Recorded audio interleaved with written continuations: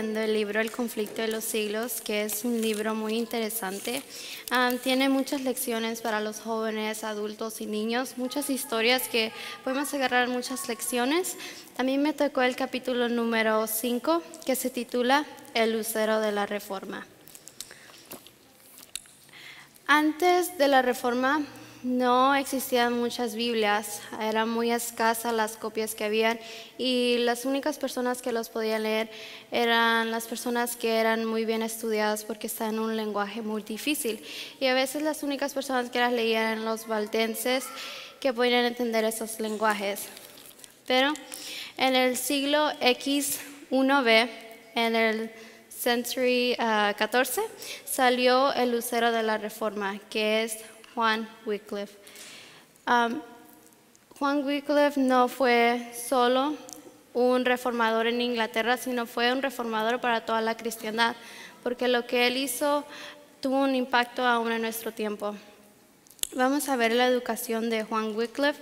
Él en su colegio era conocido porque era muy piadoso, era muy inteligente y tenía mucha piedad.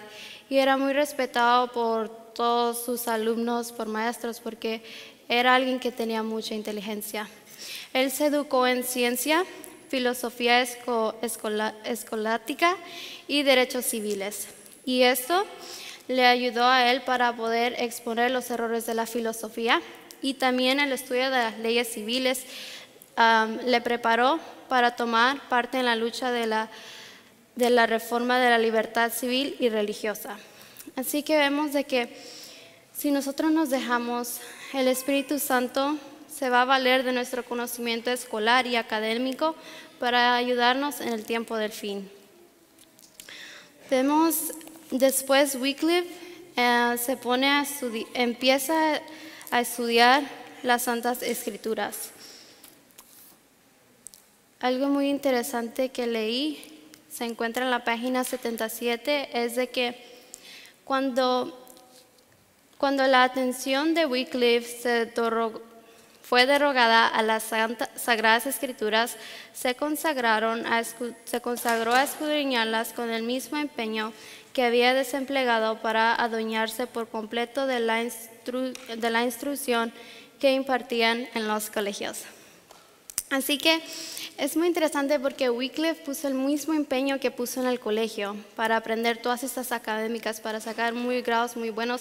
El mismo empeño que puso para hacer esto en el colegio lo puso para estudiar la palabra de Dios. Y yo creo que eso es muy, muy importante para nosotros jóvenes que vamos a la escuela, de que del mismo empeño que le ponemos a las cosas materiales le tenemos que poner a la palabra de Dios. También en el capítulo seguía hablando de cómo Wycliffe, él miraba de que la iglesia romana había dejado a un lado la Biblia y en vez de ir instruyendo al pueblo por medio de la Biblia, instruían al pueblo por medio de las tradiciones humanas. Y él, al estudiar la Biblia, vio que eso no estaba correcto. También él era alguien que era estimado y que muchas personas confiaban en la iglesia que él predicaba. Muchas personas confiaban en él porque lo que él predicaba lo vivía. Y eso hacía que muchas personas, pues, cuando lo oían hablar, creían lo que él decía y tenían la confianza de muchas personas. También, cuando él empezó a decirle a su congregación y al pueblo de lo que él había escudriñado en las Santas Escrituras, muchos se levantaron gozosos y contentos porque ellos también sentían lo mismo que él. Pensaban de que, varios de ellos pensaban de que las Santas Escrituras eran los que los tenían que instruir. Y entonces aquí dice de que su conocimiento de las Sagradas Escrituras, la fuerza de sus argumentos, la pureza de su vida y su integridad y valor inquebrantables le atrajeron la estimación y confianza de todos. También, como dije, él tenía mucha influencia y Wycliffe, en este tiempo, él estaba desempeñando el cargo de ser capellán del rey. Y durante esto, no lo tengo en el PowerPoint, pero lo estoy leyendo en el libro, dice de que Wycliffe ejerció influencia sobre las inteligencias más eminentes de la nación. El rey y los nobles se unieron para negar el dominio temporal al rey y rehusar pagar el tributo. Fue este un golpe centrado, aceptado a la supremacía papal en Inglaterra. Wycliffe tenía un cierto, ¿cómo puedo decir? Un cierto respeto, una cierta influencia sobre las personas altas en Inglaterra. Unas personas fueron los reyes y las personas aquí dice nobles. Y entonces, cuando él les compartió lo que él había escrito en las Escrituras, ellos en ese tiempo, en ese momento, dejaron de pagarle tributo temporal al Papa y le dejaron por el dominio temporal al Papa, dejaron de darle eso. Y eso para el Papa fue un golpe muy grande porque el rey y los nobles pagaron de pagarle el tributo que ellos pedían.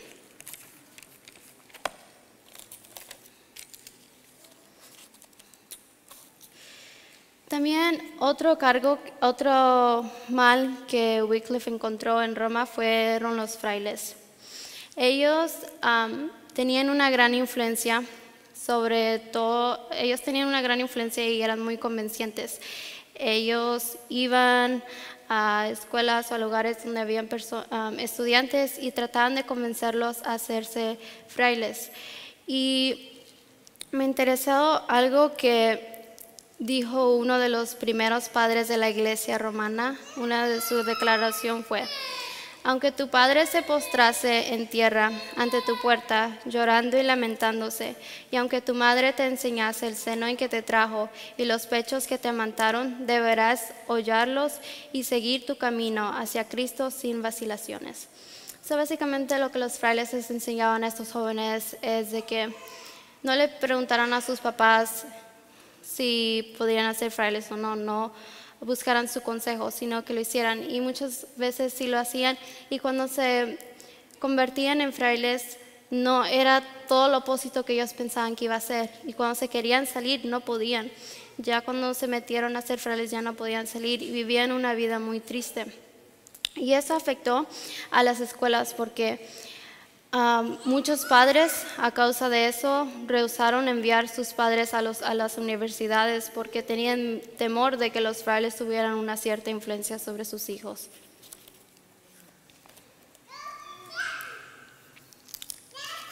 También los frailes eran dados la autoridad de las indulgencias, que significa que tú podías ir a pagarles a ellos una cierta cantidad de dinero en avance para perdón de tus pecados. Y lo hacían esto para sus propias ganancias, no para el beneficio del pueblo, sino para el beneficio de ellos mismos. Y Wycliffe vio que esto era mal, pero ellos básicamente lo que hacían es, decían de que al acceder donativos a la iglesia se aseguraban un lugar en el cielo. Y vemos que aquí que ellos básicamente estaban vendiendo la salvación. Y al ellos hacer esto pasaban por encima lo que Dios dijo. Dios nos dice de que sin derramamiento de sangre no puede haber perdón de pecado. Y así a ellos vendiendo indulgencias estaban negando el sacrificio que Cristo vino y hizo por nosotros. Así de que Wycliffe vio todos estos males que ellos hacían.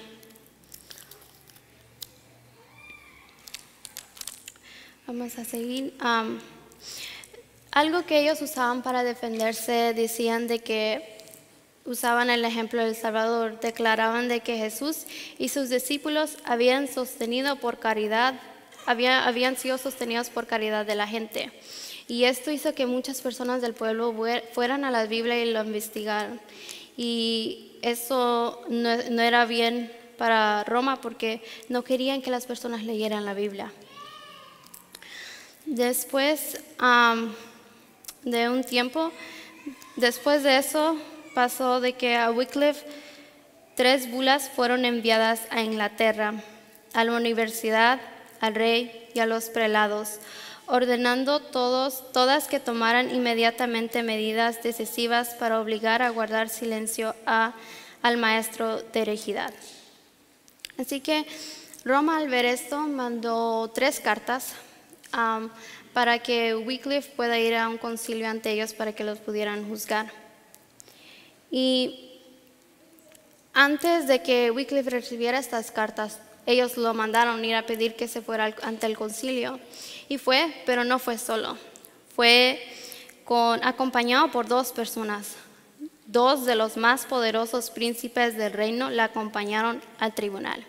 Mientras Wycliffe estaba en este tribunal con los papados ahí enfrente de él, alrededor del edificio había una gran multitud de personas que estaban gritando y protestando en contra de lo que estaban haciendo, porque ellos sabían de que lo que estaban haciendo era injusto. Porque si Wycliffe iba estando allí y era hallado culpable, iba a ser enviado a una hoguera y iba a morir. Y entonces los papados, los que lo estaban juzgando, al ver toda la multitud afuera y gritando, lo dejaron ir. Dejaron de que Wycliffe se retirara en paz. Después, una persona que lo defendía, que se llamaba Eduardo III, después de un poco tiempo él murió. Y al oír esto, Roma volvió a enviar otra carta. Vamos a leer esa cita. Dice: la llegada de las bulas pontificiales impuso a toda Inglaterra la orden pretorial de arrestar y encarcelar al hereje. Esto equivalía a una condenación de la hoguera. Ya parecía pues Wycliffe destinado a ser pronto víctima de las venganzas de Roma. Pero aquel que había dicho a un ilustre patriarca: no temas, yo soy tu escudo, volvió a extender su mano para proteger a su siervo. Así que el que murió no fue el reformador, sino Gregorio X1, el pontífice que había decretado su muerte, y los eclesiásticos que se habían reunido para el juicio de Wycliffe se dispersaron.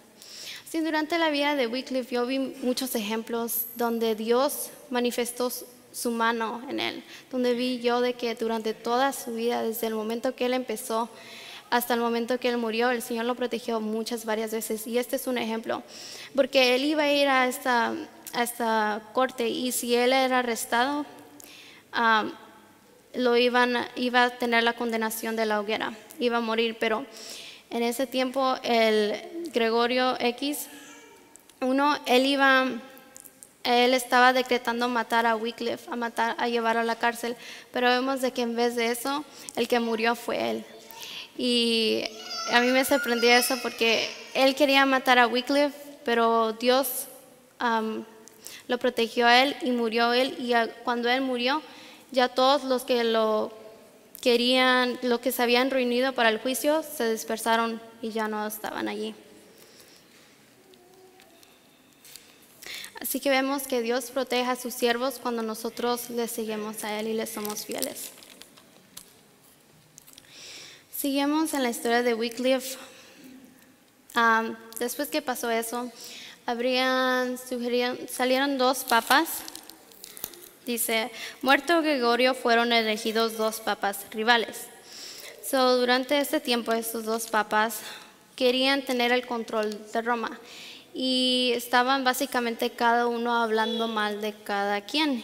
Y mientras esto pasaba, el reformador estaba tranquilo en su casa. Dice aquí en el libro, en la página 82, dice: entre tanto, el reformador vivía tranquilo, retirado en su parroquia en Lutherworth, trabajando diligentemente por hacer que los hombres apartaran la atención de los papas en la guerra uno con otro, y que la fijaran en Jesús, el príncipe de paz. Este debate entre estos 2 papas causó que Wycliffe dijera al pueblo. Ambos de los papas decían de que decían de cada uno de que uno era el anticristo, y así se iban los 2. Y entonces Wycliffe habló al pueblo y dijo: pues si estos 2 papas cada uno se está diciendo de que el otro es un anticristo, y el otro dice que el otro es un anticristo, entonces ¿a quién estamos siguiendo? Pues básicamente ellos mismos dijeron, el pueblo vio eso. Y Vamos a leer esta otra cita. Cuando Wycliffe terminó de decirle esto al pueblo, siguió una parte cuando dice aquí: como su maestro predicaba Wycliffe el evangelio a los pobres, no dándose por satisfecho con hacer que la luz brillara únicamente en aquellos humildes hogares de su propia parroquia de Lutterworth, quiso difundirla por todos los ámbitos de Inglaterra.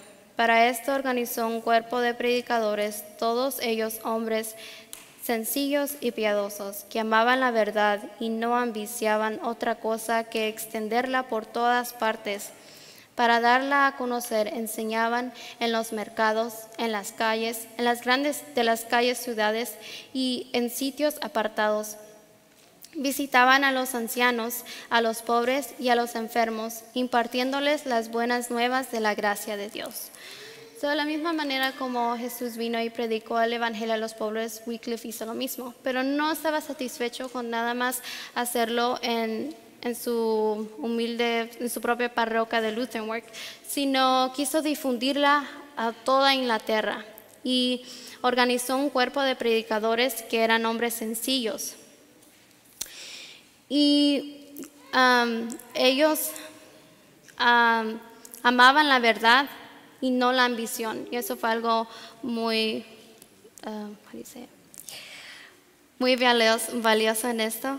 Y entonces ellos iban a los mercados, a las calles de las grandes ciudades y se ponían a predicar, visitaban a ancianos, a los pobres y a los enfermos. Y así es como se pudo ir impartiendo el mensaje en Inglaterra de Dios.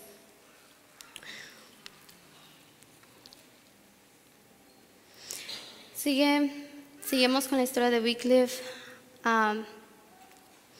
Wycliffe era un profesor de teología en la escuela de Oxford y allí en la universidad él le predicaba a sus alumnos de la Biblia y le dieron el título de doctor evangélico.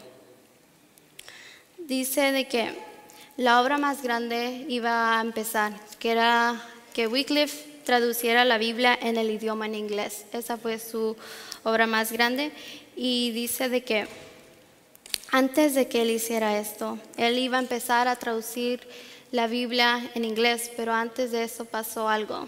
Wycliffe se enfermó.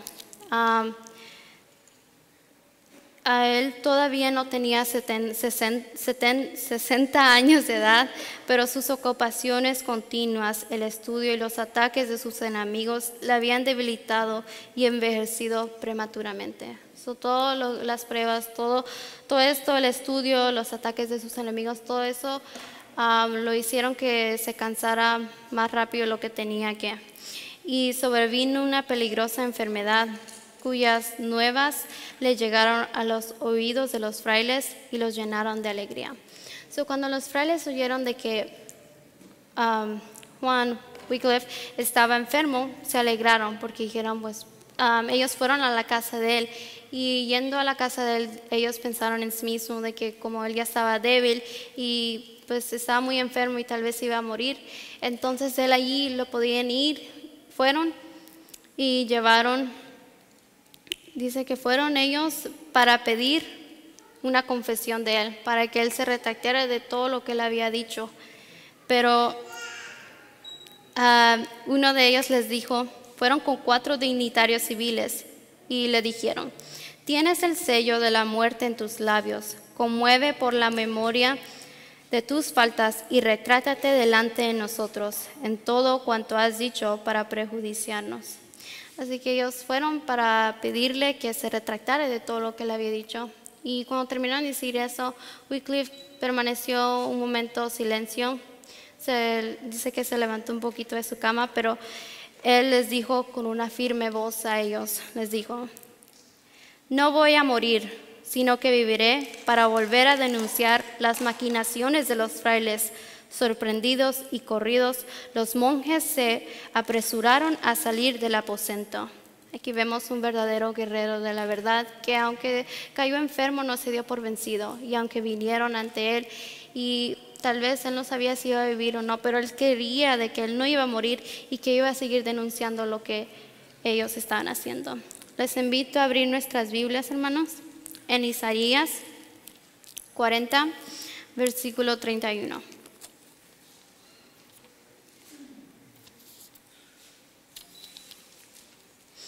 Isaías 40, 31. Y dice así: pero los que esperan a Jehová tendrán nuevas fuerzas, levantarán alas como las águilas, correrán y no se cansarán, caminarán y no se fatigarán. Así que vemos de que el Señor nos va a dar fuerzas si nosotros confiamos en Él. Y se cumplieron las palabras de Wycliffe, no murió y siguió protestando y hablando en contra de lo que él miraba que estaba mal en Roma. Sigue diciendo en su historia, él tuvo muchos grandes obstáculos con Roma, con los papas y físicamente en su salud.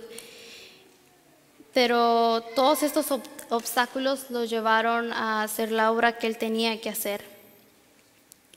Dice aquí, se veía cargado de achaques, sabía que solo le quedaban unos pocos años que predicar a sus trabajos y se daba cuenta de la oposición que debía arrostrar, pero animado por las promesas de Dios siguió adelante sin que nadie le intimidara.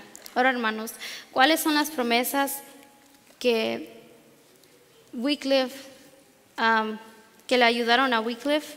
Una promesa que yo hallé, que les invito a que volvamos a ver nuestras Biblias otra vez en Isaías 41, 10. Leemos en Isaías 41, 10 que dice: no temas porque yo estoy contigo, no desmayes porque yo soy tu Dios que te esfuerzo, siempre te ayudaré, siempre te sustentaré con la diestra de mi justicia.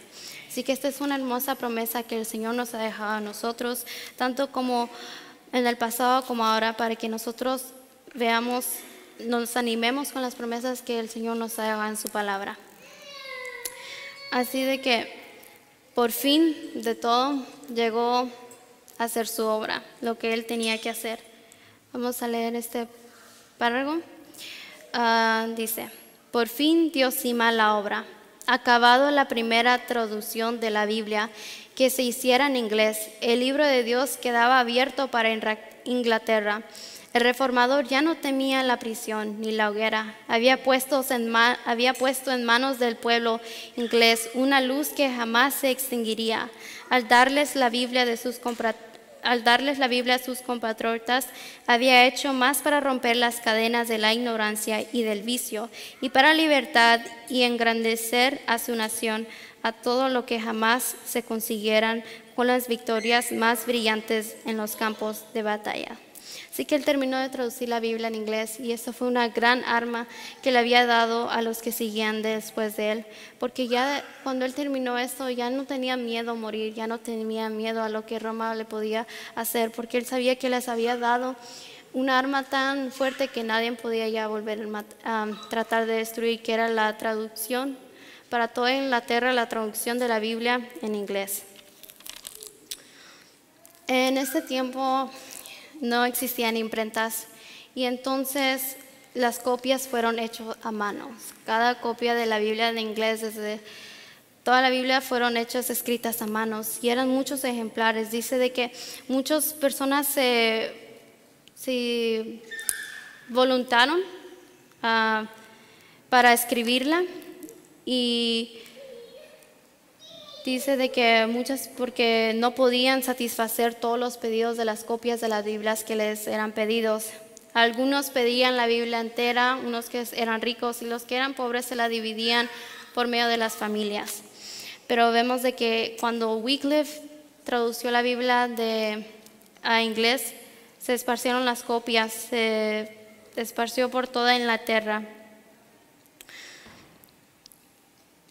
Wycliffe enseñaba las doctrinas distintivas del protestantismo, la salvación por medio de la fe en Cristo y la infalibilidad única de las Sagradas Escrituras.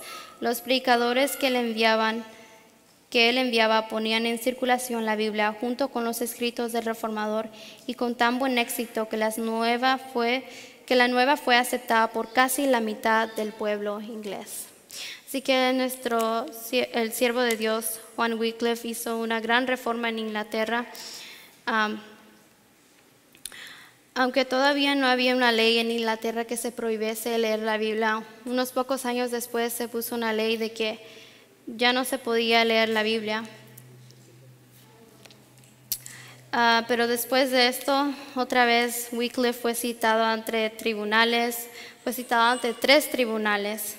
Y el rey Ricardo II dio un decreto de condena a prisión a todos los que sostuviesen las doctrinas condenadas.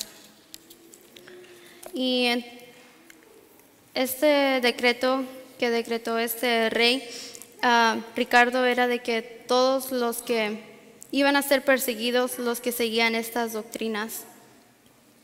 Quiero ahora, hermanos, que si me pueden acompañar en el libro 2 de Timoteo 3:12.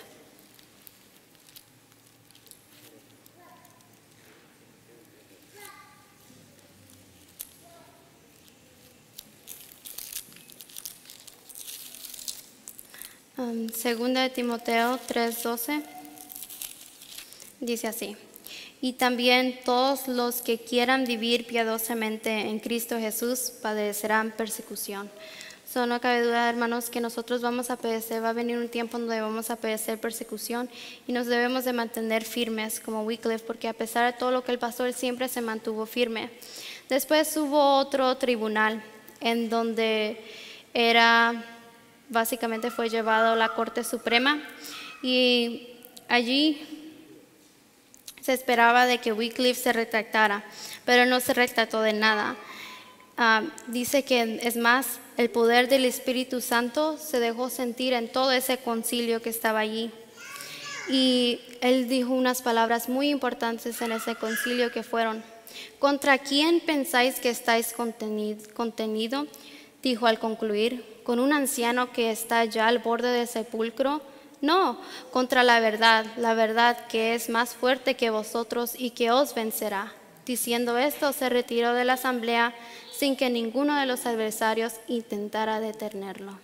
Así que este siervo fue inspirado por Dios y dijo estas palabras con tan certeza, y vemos de que él predicaba con la verdad y nada podía destruir eso. Después fue otra vez, le llegó una carta de que tenía que ir otra vez a un tribunal ante el Papa de Roma, pero le sucedió un ataque de parálisis y no pudo ir, pero no dejó que eso lo parara. Él les escribió una carta para decirles cómo él se sentía, y en esa carta él le describe, no la voy a leer porque no tenemos mucho tiempo, pero él les describe a ellos de que Jesús, cuando él vino, dice, los leo un poquito, dice: durante el tiempo de su peregrinación en la tierra, Cristo fue un hombre muy pobre que despreciaba y desechaba todo poder y todo honor terreno. Solo les estaba escribiendo esto, de que Jesús no aceptó, cuando él estaba aquí, no aceptó ningún poder terrenal ni honor. Les siguió diciendo de que nadie debe de seguir un hombre, y exhortaba al Papa a dejar todo gobierno secular. También enseñó, les escribió allí, el contraste entre el Papa y Jesús, porque él podía ver claramente que Cristo era tan humilde y el Papa vivía en tantas riquezas y lo que más pedía era dinero. Les escribió esto. Después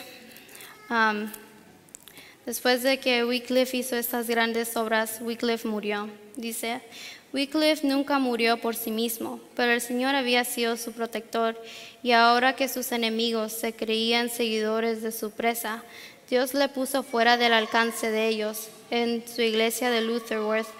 En el momento que iba a dar la comunión, cayó herido en parálisis y murió al poco tiempo.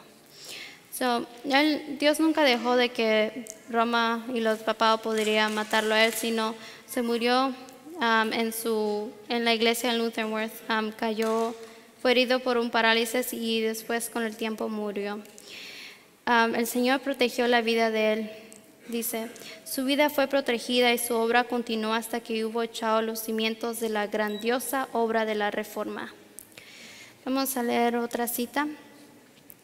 Wycliffe surgió de entre las tinieblas de los tiempos de ignorancia y superstición. Nadie había trabajado antes de él en una obra que dejara un molde al que Wycliffe pudiera atenerse.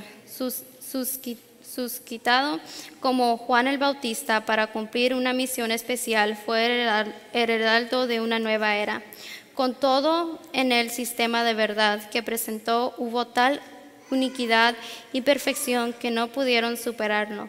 Los reformadores que le siguieron, y algunos de ellos no igualaron siquiera ni aún 100 años más tarde, echó cimientos tan hondos y amplios y dejó una estructura tan exacta y firme que no necesitaron hacer modificaciones los que sucedieron en su causa.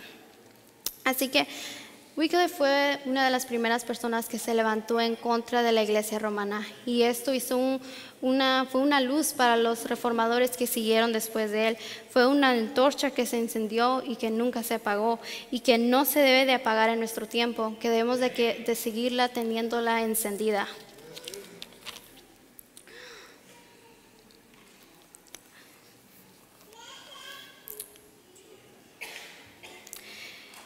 Les voy a leer un renglón de lo que eran las Santas Escrituras para Wycliffe. Dice, con fe absoluta, Wycliffe aceptaba las Santas Escrituras como la revelación inspirada de la voluntad de Dios, como regla suficiente de fe y conducta.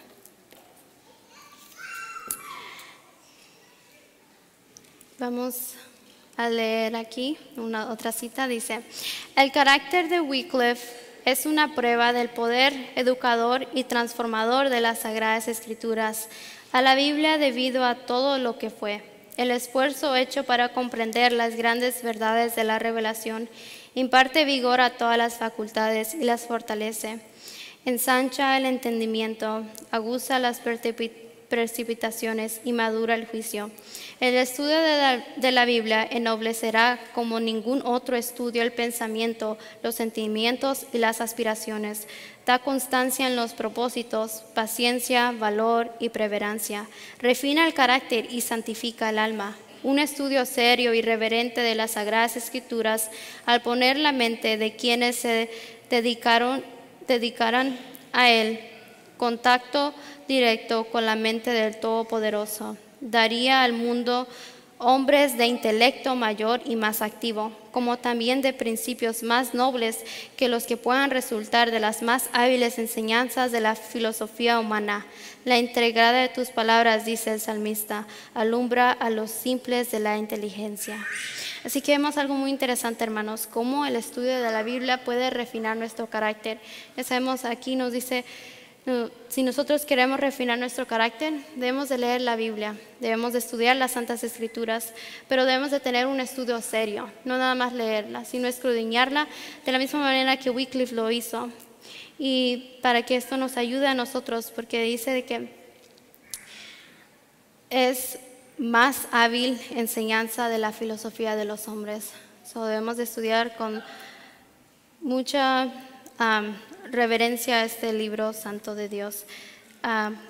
También algo muy interesante de la vida de Wycliffe fue de que la esposa del rey era una de las personas contadas entre los convertidos. Wycliffe llegó a convertir a muchas personas en Inglaterra. Su mensaje fue esparcido por toda Inglaterra y tuvo un gran impacto. Vamos a terminar con este último párrafo que dice: los papistas fracasaron en su intento de prejudiciar a Wycliffe durante toda su vida, y su odio no podían aplacarse mientras que los restos del reformador siguieran descansando en paz del sepulcro por un decreto del Concilio de Constanza. Más de 40 años después de la muerte de Wycliffe, sus huesos fueron exhumados y quemados públicamente, y las cenizas arrojados a un arroyo cercano. Este arroyo, dice un antiguo escritor, lleva las cenizas al río Avon, el Avon a la Severana, y el Severana a los mares, y estos al océano. Y así como las cenizas de Wycliffe son emblemadas de sus doctrinas, las cuales se hallan esparcidas hoy día por el mundo entero. Cuán poco avanzaron a comprender sus enemigos el significado de su acto perverso. Así que después de que Wycliffe murió, 40 años después que él murió, ellos no pudieron estar bien de que ellos no juzgaron a Wycliffe. Así que sacaron sus huesos, los quemaron y los arrojaron a un río. Y del río se fue a los mares y se esparció. Así que vemos de que ellos cumplieron algo, de la misma manera de que el mensaje de Wycliffe no se iba a esparcer solamente en Inglaterra, sino a todo el mundo, y nos ha llegado a nosotros. Y debemos de atesorar eso, porque vemos cuánto sacrificio este siervo de Dios hizo para que esa Biblia fuera traducida en inglés, y debemos de atesorar eso y tomar, por ejemplo, toda su vida, porque él sufrió mucho. Les exhorto que lean este libro. Sigue hablando de muchos reformadores y los temas van a seguir, pero les exhorto a cada uno que lo lea individualmente. Si Satanás no quiso que la sierva de Dios escribiera este libro, fue por una razón, y cada uno de nosotros lo debemos escudriñar. Yo nada más le di una summary del capítulo, solo les exhorto que ustedes vayan, es el capítulo 5, y lo lean y lo escudriñen, y que les ayude a ustedes y que puedan agarrar lecciones de esto, porque fue un gran reformador, no para solamente Inglaterra, sino para todo el mundo. Amén. Que el Señor los bendiga.